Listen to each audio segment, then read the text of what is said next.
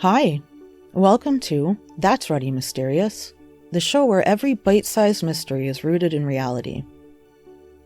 I'm your host, Kelly with an I, leading you through a maze of short stories that are filled with perplexing true mysteries. From missing people to unsolved crimes to eerie coincidences, each episode invites you to step into the unknown and question the ordinary. These tales aren't from fiction, they're stories history hasn't solved.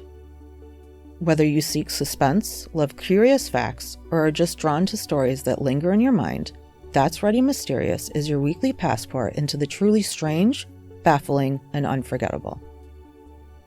Tune in and let the mysteries begin. Transcripts and references for all episodes can be found at that'sreadymysterious.wordpress.com. No apostrophe and no exclamation point. Today's tale is about the Pisco Valley holes. Digital archaeologist Jacob Bongers from the University of Sydney, who first visited the holes in 2015, said, "It's truly unlike anything I've ever seen. You're walking up this hillside, and it's just more and more and more of these precisely aligned holes. It looks kind of like a lunar landscape. It's otherworldly."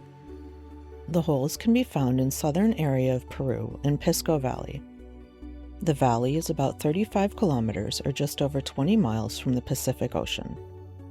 There is a defensive settlement about 1 kilometer or a little over 0.6 miles east of the holes.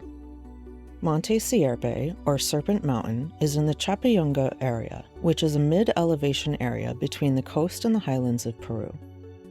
This area was a great place for people from the farming and fishing areas to meet and trade without having to travel too far. It's located at the crossroads of a network of pre-Hispanic roads. It's also located between two Inca administrative centers, the Tambo, Colorado, and the Lima La Vieja. The holes can be found on the north side of the valley. The Pisco Valley holes are a group of thousands of holes perfectly lined up, also known as Serpent Mountain, or the Band of Holes. There are about 5,200 holes. The holes are carefully lined up, circular depressions in the hills. The holes cross about 1.5 kilometers or just under a mile of the Pisco Valley. The width of the band varies between 14 meters or about 46 feet and 22 meters or about 72 feet, but the average width is around 19 meters or 62.3 feet. The holes are uniform, being about 1 to 2 meters or 3 to 6.5 feet wide, and 0.5 to 1 meter or 1.5 to 3.3 feet deep. The holes are arranged in rows and divided into 60 separate sections. The sections are separated by walkways. The sections are different sizes and have different numbers of holes. The way the holes are grouped shows that people could have walked past and left items in the pits and then compared them to their neighbors. The holes were noticed by Robert Shippey, who took a picture of them.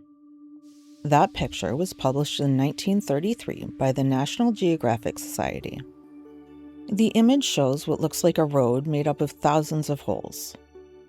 This is the first time they received widespread attention. Since their discovery, the holes had not been studied much because of the valley's remote location and the fact that the holes were not being threatened by the actions of people. Bongers was asked by Professor Charles Stanish from the University of South Florida to map the holes with drones in 2023, and Bongers jumped at the chance. Stanish explained, "With the recent availability of drone technology, archaeologists detected mathematical patterning in the layout of the holes. This is a spectacular find. Combined with discoveries in the Cañete Valley, 75 kilometers north of Inca storage sites, with precisely aligned products on the ground in carefully drawn squares, interest in the band of holes skyrocketed." He also said that now that they know the site was used for storage and redistribution, the team could do more work to figure out the range and origins of the plants within the holes, especially the medicinal plants. He continued to say that each identification of a new plant type from within the holes makes the holes more interesting. On November 10, 2025, the study was published in the journal Antiquity. In it, the authors say they think they know what the holes were used for.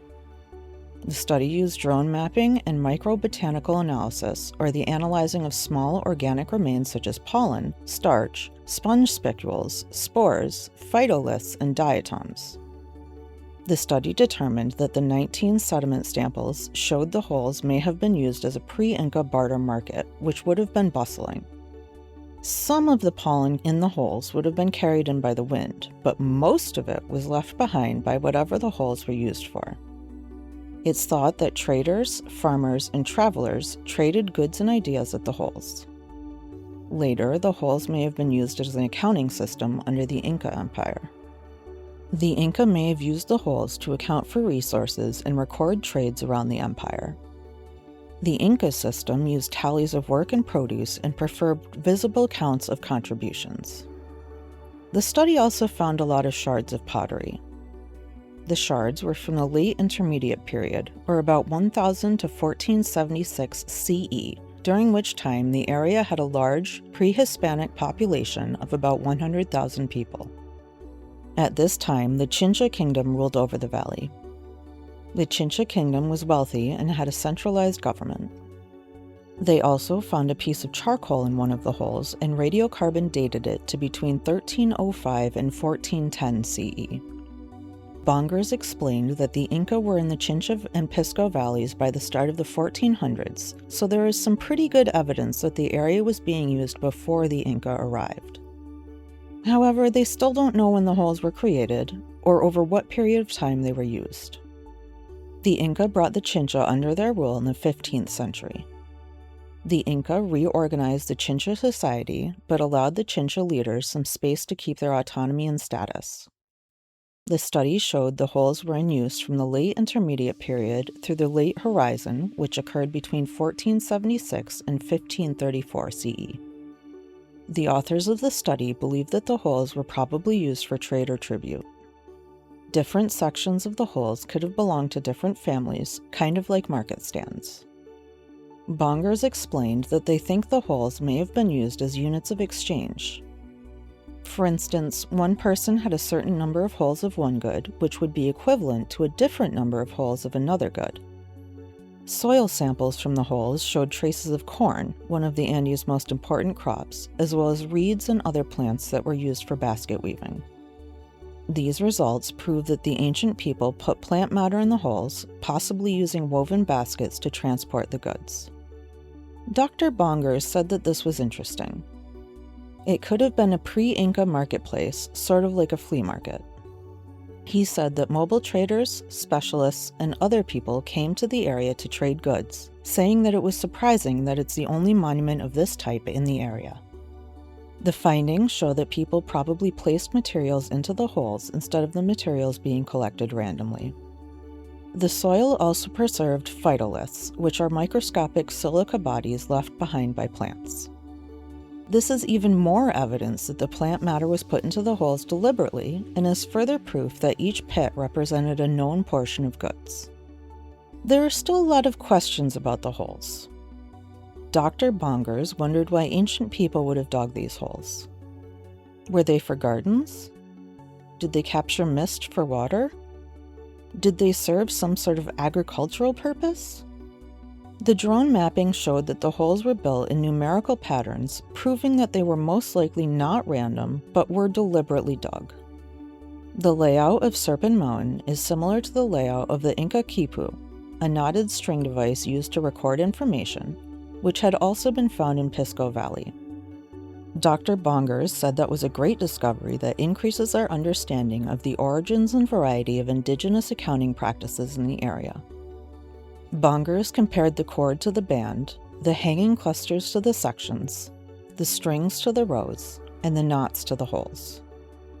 Before the study, Bongers said that the possible purposes of the holes ranged from defense to storage to accounting for water collection to fog capture and gardening, but the real purpose of the holes is still unclear. The location of the holes would have been a good meeting place for trade. This shows that the Chincha kingdom might have built the holes for trade and barter. Later, the Inca Empire might have repurposed them for accounting and as a place to collect tributes. Many people believe that the holes were built by extraterrestrials, but scholars say that is not the case. They say that the holes could have been a geoglyph, being that they are only about 129 kilometers, or 80 miles, north of the Nazca Lines. They could have been used for defense, but there was no evidence found in the area that pointed to a need for defense. Some think that the holes held rainwater or captured fog and were used for agricultural purposes, but rain and fog were scarce in the area, and the Pisco River would have better fit this purpose. Some people thought that the holes were for mining test pits or tombs, but there is no evidence of copper or silver in the pits, and no human remains in the area, except for in tombs at the southern end of the holes. In 2015, Stanish said that the Inca built the holes in the 15th century, but the more recent study shows the holes were likely older than that. Who built the Pisco Valley holes? What were they constructed for? Who used them? What do you think?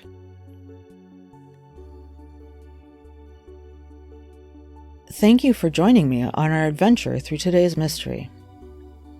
The stories that That's Ready Mysterious covers are often stranger than fiction. If you enjoyed today's tale, subscribe to make sure you never miss a story that challenges the ordinary and reveals the mysterious. Until next time, keep questioning and remember the world is full of mysteries yet to be explored.